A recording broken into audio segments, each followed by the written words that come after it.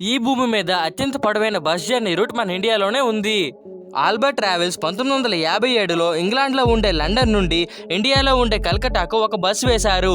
ఈ bus London నుండి West Germany, Austria, Yugoslavia, Bulgaria, Turkey, Iran, Afghanistan, Pakistan, మన ఇండియాలో ఉండే ఢిల్లీ మీదుగా కలకట్టాను చేరుకుంటుంది.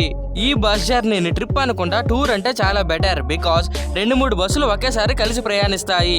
లండన్ నుంచి 50 రోజులలో బస్సులు కలకట్టాకు చేరుకుంటాయి. ఈ బస్సులు ఒక పక్క 16,000 కిలోమీటర్లు ప్రయాణిస్తాయి. ఈ బస్సులో అన్ని సదుపాయాలు ఉంటాయి. అప్పట్లో radio, black and white TV, premium టికెట్లకు బెడ్లు కూడా దొరికేవి. 1957న ఈ బస్సు యొక్క టికెట్ అక్షరాల 3 లక్షలు ఉండేది. ఇదే టికెట్ 1976లో 4,50,000 అయ్యింది. 1976లో లండన్కు, ఇండియాకు ప్యాసింజర్ విమానాలు ఎక్కువ అవడం వల్ల ఈ జర్నీని ఆపేశారు.